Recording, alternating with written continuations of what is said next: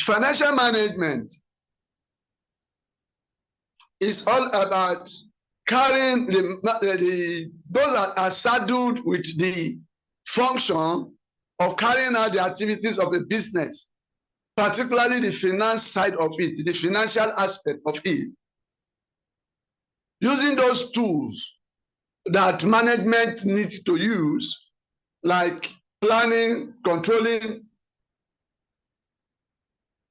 and others, most especially in relationship to financial matters, like determining shareholders' worth, their value, their net worth, and evaluating the business environment,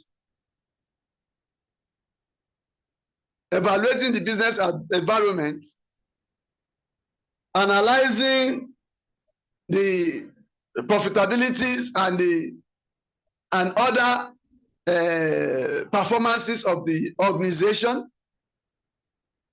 All these things are what they do. They're probably at the middle level and also at the top level management of an organization. So when we talk about top management, like I said previously, we are talking about them carrying out strategic planning, strategic organization, strategic arrangement, strategic control, strategic decision making. The middle management, tactical planning, tactical controlling, tactical organizing, tactical decision making. Lower management, operational activities. They are the one that carries out their operational activity within 1 year to give their steward, and that is what we talk about when we talk about profits and loss. But when we talk about tactical and top management, we are actually looking at strategic planning and decision making, such as the estimated profit in the next long-term period, the tactical one, middle time period, earning per share, the price of shares, that's the market value of shares, the way they are determined, using different methods, retention method, using earning per share, price earning ratio, and the rest, and analyzing the profitability, the liquidity, the fiduciary ratios, that's the KPIs, the key performance indicators of an establishment. So we will be trying our best to explain some monetary policy and inflationary trend of an organization, particularly in the area of economic environment of business. We'll also look at money market and capital market. When we talk about money market, talking about the banks, we talk about capital market, we talk about the stock exchange, where shares are sold, bonds are sold, and the rest.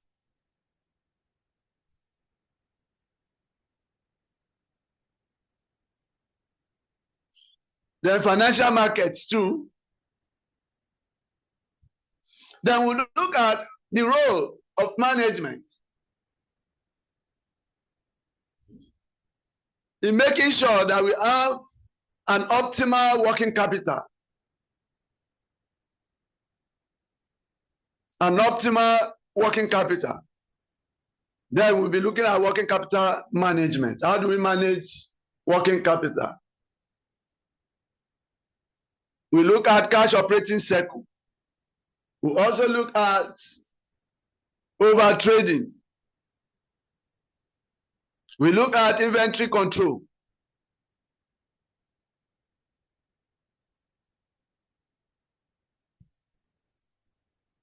Like EOQ, economic order quantity,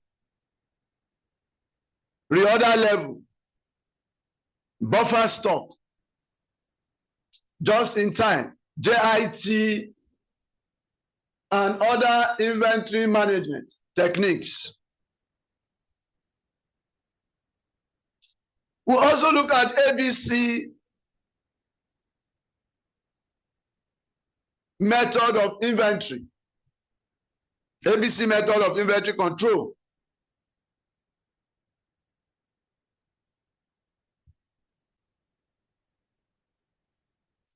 We look at credit control. We look at debt factoring.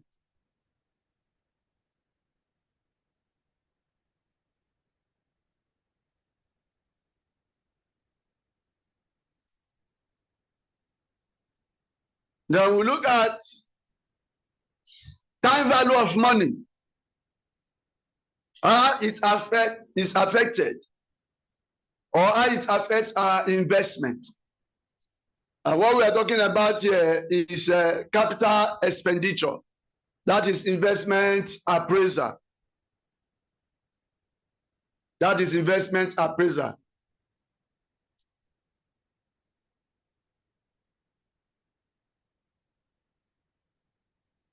Investment appraiser will look at taxation in investment appraiser, will look at inflation in investment appraiser.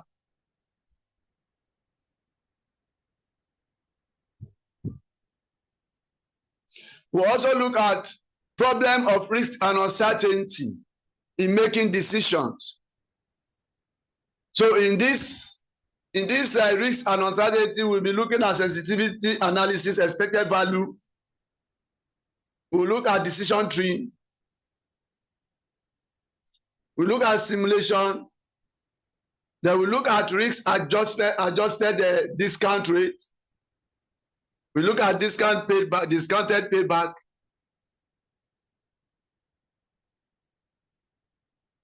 I've told you that we'll talk about shares, rights issues, how we calculate rights issues.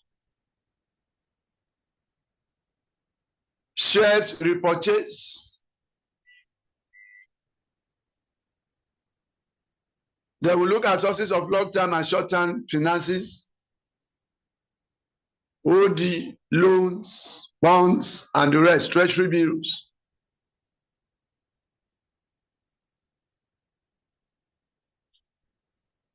We look at cost of capital, either cost of equity, cost of debt, or we'll also look at the weighted average cost of capital, WACC. We look at their specifics and their generality. We look at using capital asset pricing method to calculate our cost of capital, under which we'll be looking at risk-free rates and market risk of market. When we talk of market, we're talking about the industry. Risk of market. We look at systematic and non-systematic risks. We also look at the efficiency portfolio and efficient frontiers.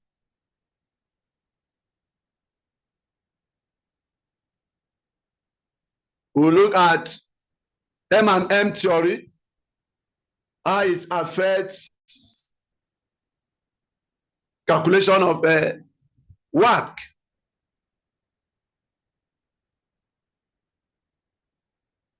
You look at M&M theory, ignoring taxation, corporate taxation. We look at M&M theory, allowing for corporate taxation.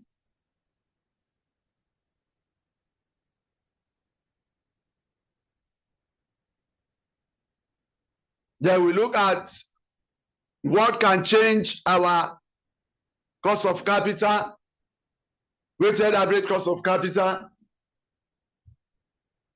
thereby changing our investment appraisal.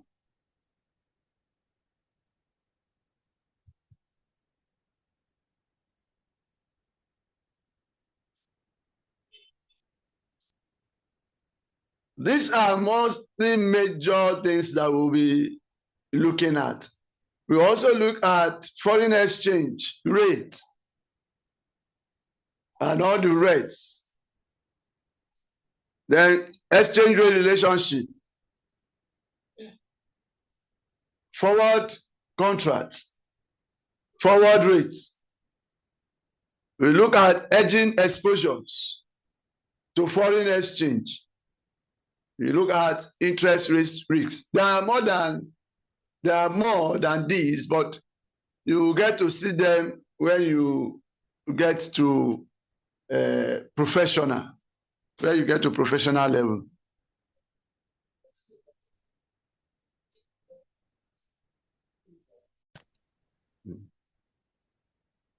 So, working capital. Madam Anu, I want you to tell me what working capital is all about. Using your financial accounting knowledge of working capital. What is working capital?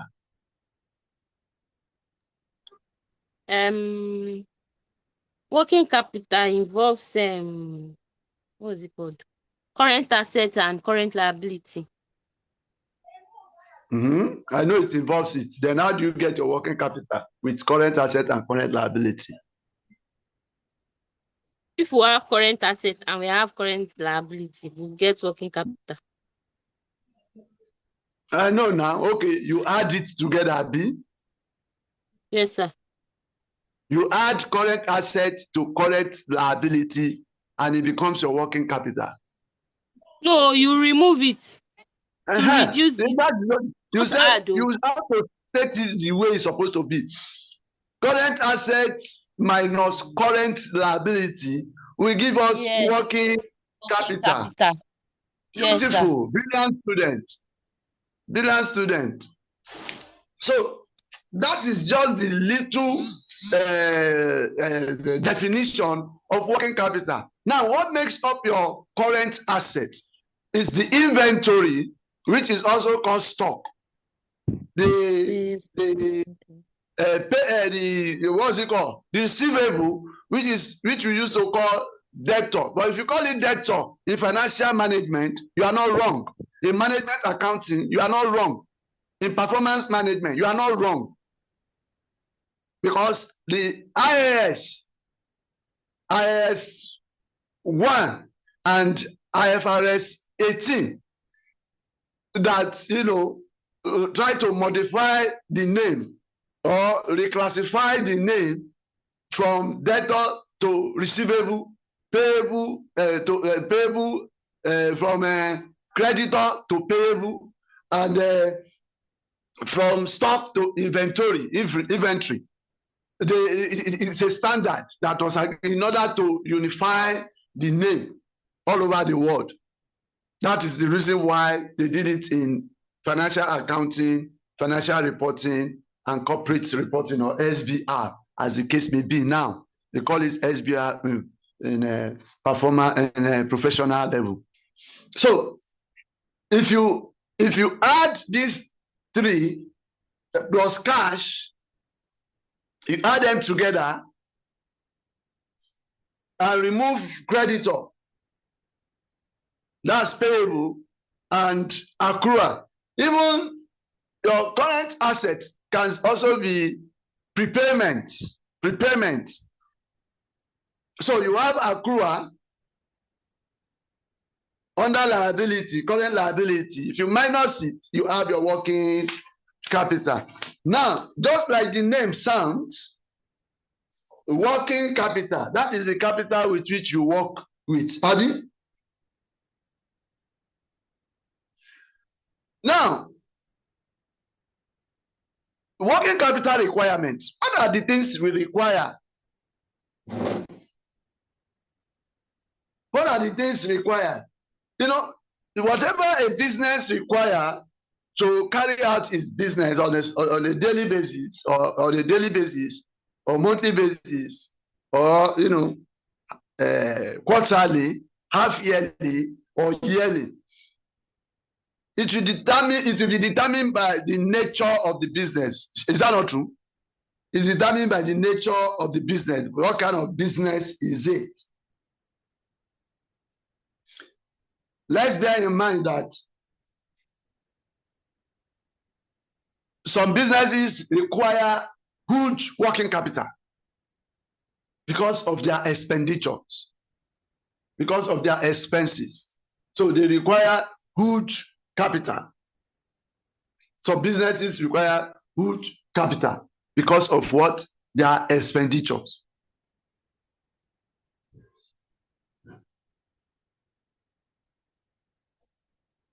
There are some that are capital intensive.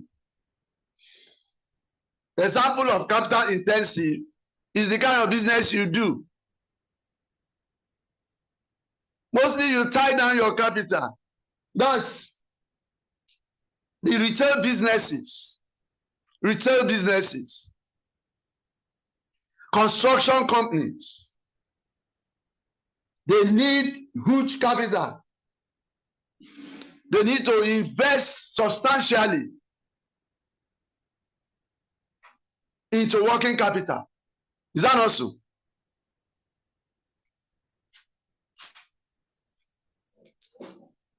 Now,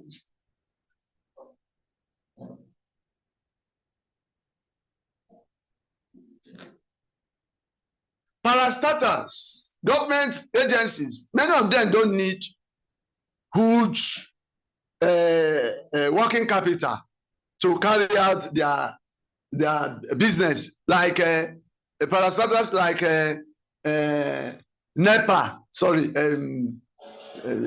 what do they call it now? PHRONESIS, not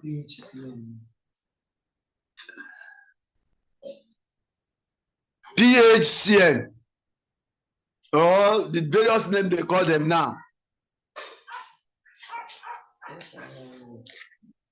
FIRS, they don't need huge working capital because they themselves are the ones that generate the revenue. So they don't really need huge. And you find out that if you are looking at your taxation, you will find out that they have a percentage that they take to pay, to do their working capital activity. I think it's about 4% of whatever they collect. They will deduct it at source and send the rest to the federation account. Are we there? We send the rest to the federation account. You see that they don't really need huge capital. 4% of billions that they collect. How much is 4% of billions? So you will notice that their working capital is not that intensive per se. There is also another thing that will affect or influence the level of working capital you have in your business is sales and demand. Now, sales and demand condition. When we talk about sales and demand, we are looking at the types of products you are producing, the sales environment, availability of funds. If you are the one that need to invest a huge amount on materials with which you do your production and all the rest, labor, you see that you will need huge working capital.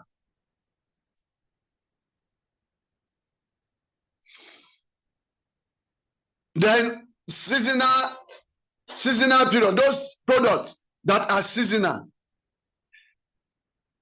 Take for raincoat.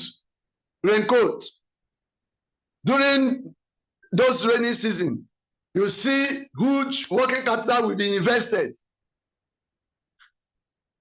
in order to get those things to the market. But when it is dry season, what happens? Demand will come low. And that's why if you notice very well, you see that during rainy season, people hardly bother themselves repairing their refrigerator or buying refrigerator. So if you are selling refrigerator, you don't invest so much in refrigerator at that time. But during dry season, like January now, you see them importing and exporting refrigerator, so that because there is always heat during dry season. From now till April, May, you will notice that the weather is always dry.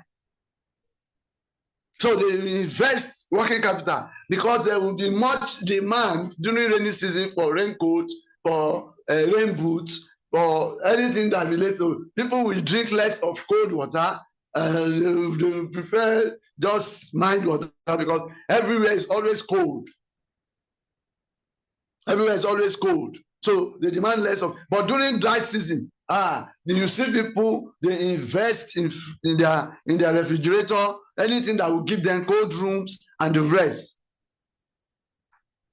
Because some of their products get spoiled easily during dry season. So they invest in generator. If there's no light, they can use generator to power their refrigerators and the rest. So you see companies, businesses, and those businesses that they have seasonal functional are because of their demand and their sales. Another thing that will affect working capital is technology and manufacturing policies. I hope you're writing.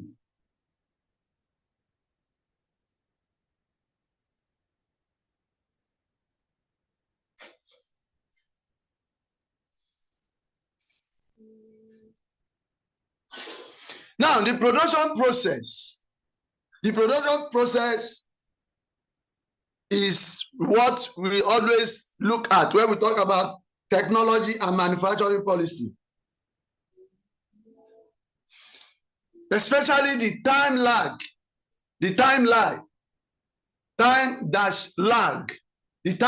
that is the time between input of raw material to finished goods.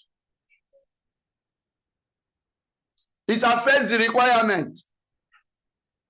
So in order to shorten some time lag, what do? We bring in technology. We put in manufacturing policy. Take for example,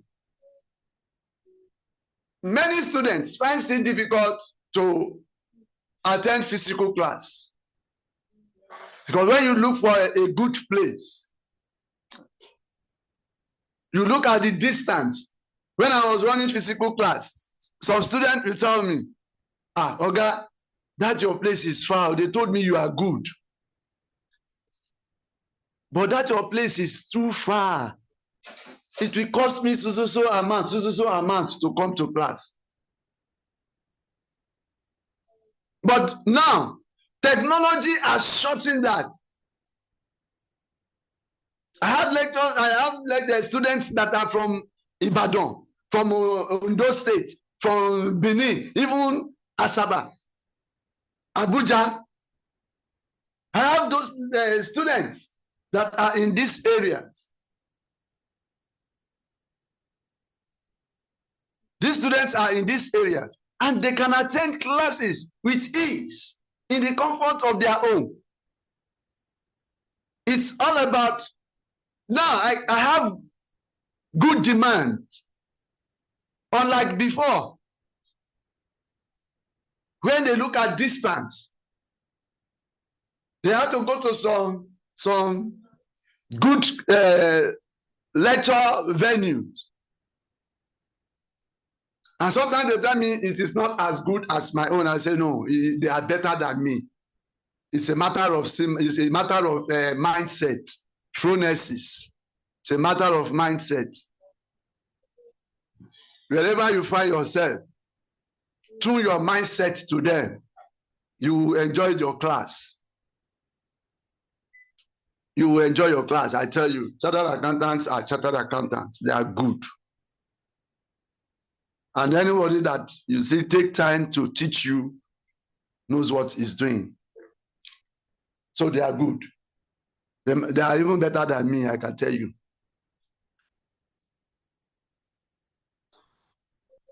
Another thing that will determine the working capital is your credit policy.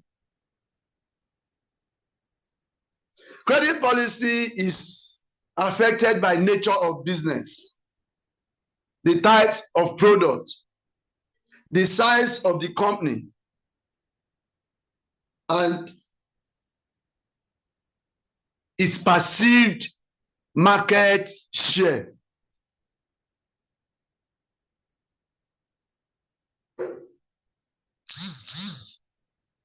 Granting credit to a customer may depend on the norms of the industry. What does the industry do? The network providers, like all these names, you know them. Some of them grant you credit to pay with interest. But before they will grant you credit, they would have seen that you would have seen your performance in buying airtime. In buying airtime, they would have seen your performance in buying airtime. So when they see your performance in buying airtime, they can say, okay, let's give credit to this guy. So we give you 500, 200. They'll start with 200, 100. Sometimes they want to give me like 10,000. I'll say, no, 10,000. And I will pay 15%. What is 15% of 10,000? Madam gift. Where's your calculator? 15% of 10,000. Madam Anu. 15% of 10,000.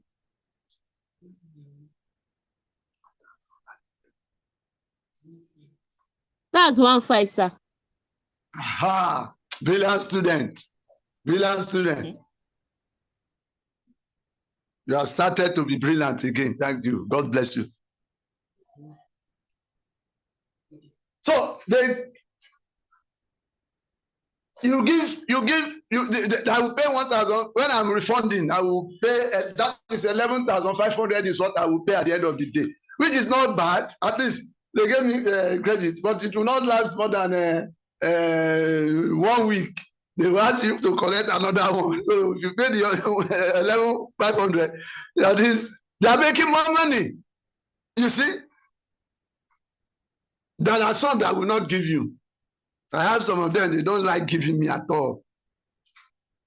And me, I don't bother asking them. In fact, I don't like credit. I don't like credit. But if you are doing business, like you, madam, you are doing business, you should source for credit. And it should be in millions, because I can see the type of business you are doing is in 10 millions. So it should be in tens of millions they will give you. And you'll be able to pay. If you are in doubt, let me prepare a forecast for you, cash forecast for you, on how you can generate money and pay back. I won't charge you anything because you are my student.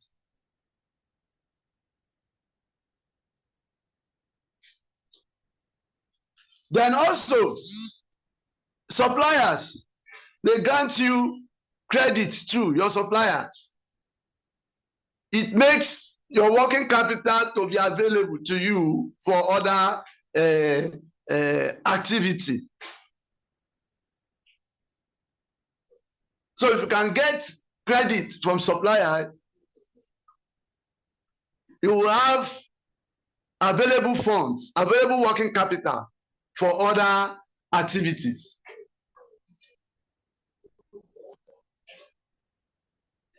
You have available funds for other activities. Then inflation. Inflation affects your working capital, and that is what I call the price level changes. The price level changes, either inflation or deflation. But in this part of the world, we hardly have deflation. We always have inflation. That is change in price level. The material you use, the raw materials you purchase, their prices don't stay, constant. Particularly in a developing economy like us. Those things you bought 10,000 naira yesterday, if you go there now, they'll tell you 11,000. The material you use for your business is always moving up and down.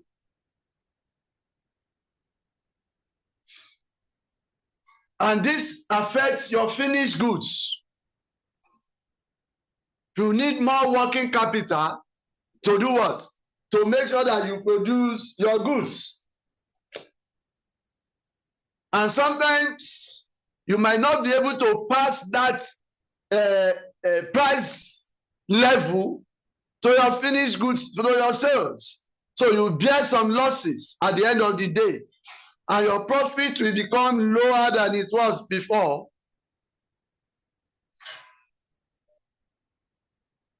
So, inflation. Price level changes determines the amount of working capital, whether you need good working capital. What you used to buy 1 million, probably in the next 1 week, will be 1.2. If you put that 200,000 difference into your price level of your sales, you will lose customers. You might even lose goodwill. And when you lose goodwill, you lose money, you lose funds. But your working capital has increased.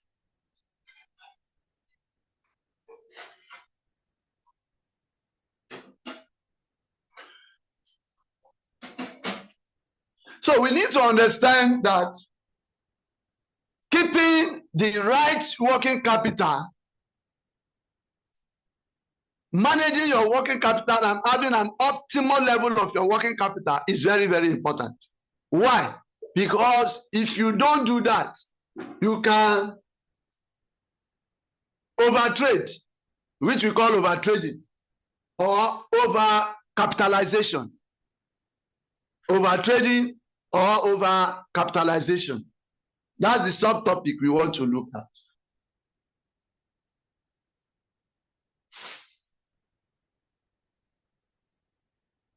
So when we say overtrading, we are saying undertrading too. Many a time, when you don't make optimal use of your resources as a business, you don't make optimal use of your resources as a business, you are either overcapitalized or undertrading.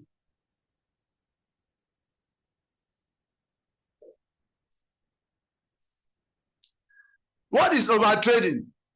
Overtrading is when a business is trying to conduct a volume of trade that is over and above that of which is financially equipped to do. If you don't have the financial capability and you want to conduct a business that is above your financial capability, what do? What are you doing? You are over trading. You are over trading. Now, what are the symptoms of over trading? Because when you over trade, you are becoming sick. So, symptoms of over trading. Number one, a poor current ratio and quick ratio. That is, you take much more credit than you can pay. Or that is from banks or from your creditor. So you collect good credits and you don't have the financial capability to pay back. Your quick ratio will be bad, will be poor. Even your current ratio. Your current ratio is calculated as current asset divided by current liability times 100 over 1. While your quick ratio is calculated by the formula current asset minus inventory divided by current liability. And the ideal ratio for current ratio is 2:1. While the ideal ratio for quick ratio acid test is 1:1. We will talk about that when we get to that point. Another thing that causes poor current ratio and quick ratio is when you acquire heavy inventory or heavy stock level on credit. You acquire your raw materials, heavy raw materials on credit, and you can't even turn them to what? You can't turn it to you can't turn them to revenue as a quick ratio. It affects your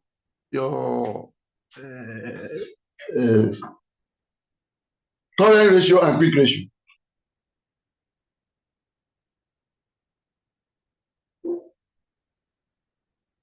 Another one, number 2, is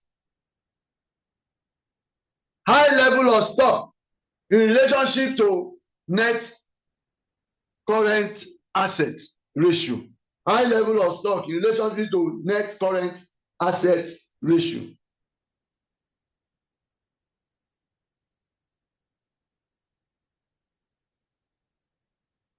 Number next is where you carry huge bank OD, overdraft.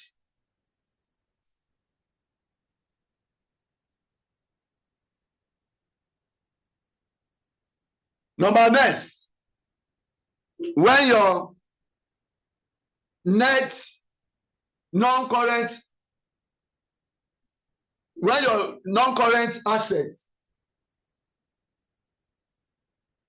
mostly your new current assets, are on higher purchase. They are on higher purchase or are on operating lease level. Operating lease level.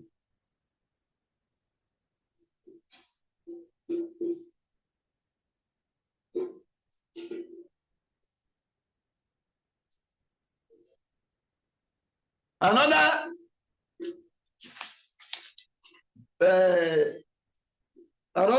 symptom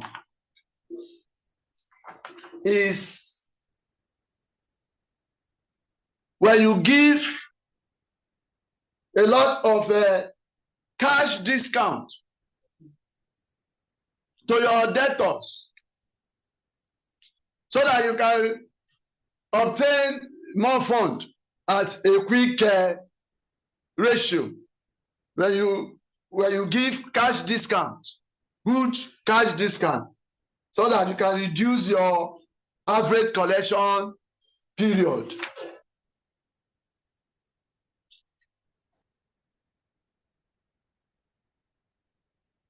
Number next, overcapitalization. When you manage your working capital inefficiently,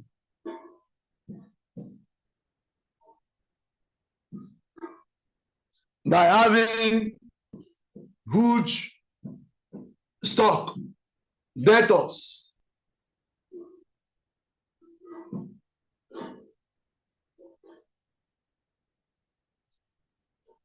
it affects your, it's part of the symptoms of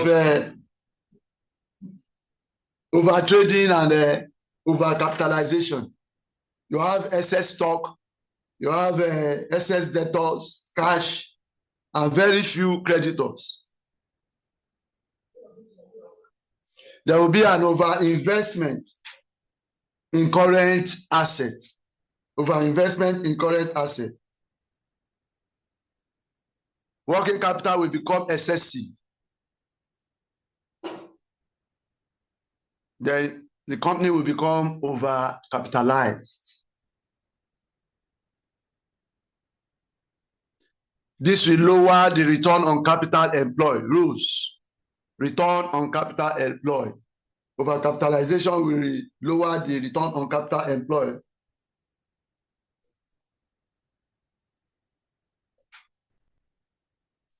Thereby tying up, you tie up your debt unnecessarily.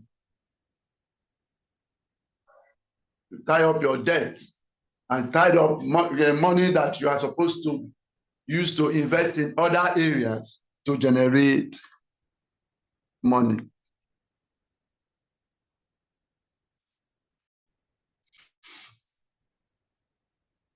So to determine whether your working capital ratio is in order or not,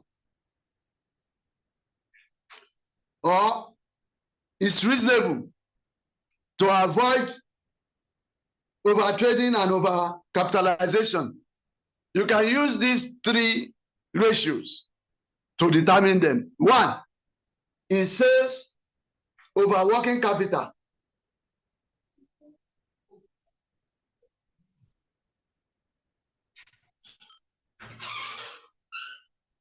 And this will help you to do comparison between previous year and between previous year and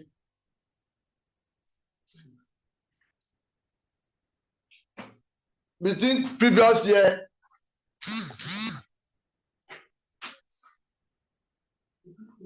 and current year. Between previous year and current year. And also compare with similar company that in the same industries.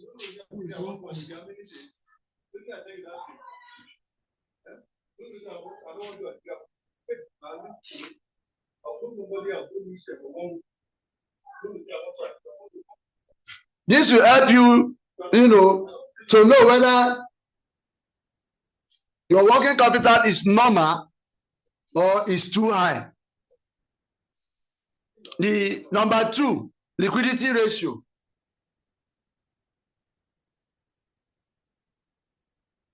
It will help you to know whether your current ratio is in excess of the ideal ratio, which is 2:1, or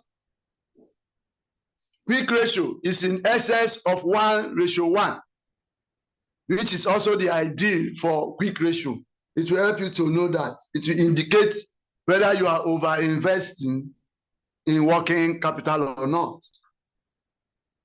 Turnover period, which is working capital cycle.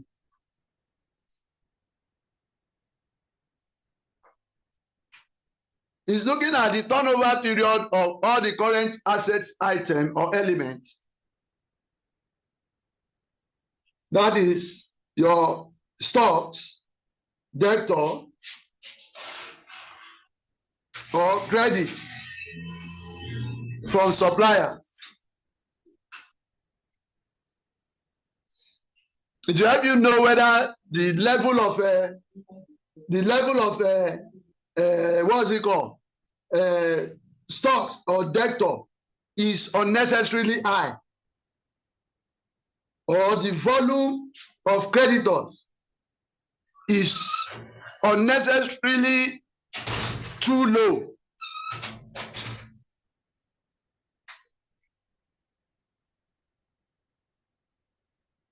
So how do we calculate the various turnover period? That is what we are going to put on the board. So number 4 is debtors turnover period. Debtors turnover period. Debtors turnover period. And debtors turnover period is also average debtors divided by sales per annum. Debtors relates to sales from credit. So average debtors divided by sales per annum multiplied by 365 days. That is the formula to calculate debtors turnover period. Are we there? Now, next.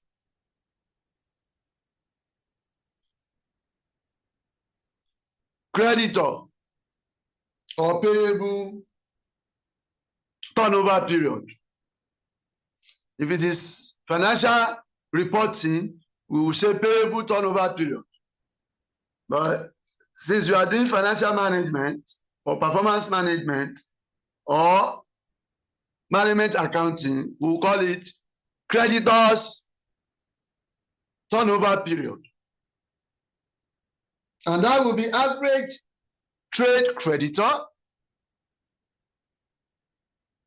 divided by purchases of raw materials per annum. Purchases of raw materials per annum multiplied by 365 days.